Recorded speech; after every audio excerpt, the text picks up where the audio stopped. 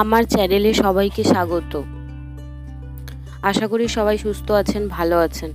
আজ দেখাবো নিম ফুল দিয়ে কলমি শাক ভাজা রেসিপি। রেসিপির জন্য প্রথমে নিম ফুলটা ভেজে নিচ্ছি। নিম গাছে থেকে ফুল পরিষ্কার করে বেছে নিয়ে একটু শুকিয়ে ঘরে সংগ্রহ করে রাখা যায়, আমাদের সেভাবেই রাখা আছে। সেখান থেকে যতটুকু লাগবে সেই পরিমাণে নিয়ে নিম ফুলটা প্রথমে ভেজে নিচ্ছি। এই নিম ফুল এই বসন্তকালে যে সমস্ত রোগ হয়, বসন্ত রোগ বা এই গরমের সময় নিম ফুলটা খাওয়া খুবই উপকারী। নিম ফুল ভেজে নামিয়ে রেখেছি একটা পাত্রের মধ্যে। তারপর কড়াইয়ে পরিমাণ মতো তেল দিয়ে কলমি শাকটা দিয়ে দিলাম। কলমি শাকটা নেড়ে চেড়ে ভাজতে থাকবো। নিম ফুল অশ্বরোগ, কৃমি, মূত্রনালী, রক্তাক্ত, নাক, চোখের রোগ, ডায়াবেটিস এবং কুষ্ঠরোগের জন্য ব্যবহার করা হয়।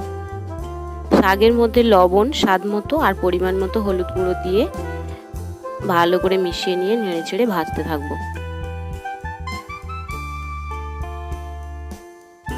আর এই সমস্ত রেসিপিগুলো করা খুবই সহজ, কারণ কোনো মশলাও লাগে না তেমন, আর টাইমও খুব কম লাগে, শুধু সিদ্ধ করে নেওয়ার ব্যাপার। এদিকে নিম ফুল যেটা ভেজে নিয়েছিলাম সেটা হাত দিয়ে ভালো করে গুঁড়ো করে নিতে হচ্ছে।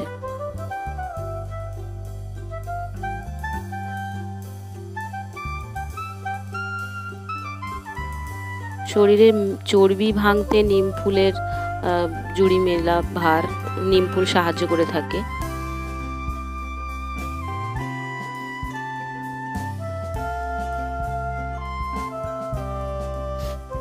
কলমি শাকটা ভেজে নিচ্ছি। অনেকে আবার নিম ফুলের শরবত খায়। নিম ফুলের শরবতেও অনেক সমস্যা দূর করে, ত্বক ভালো রাখে, চর্মরোগ হয় না।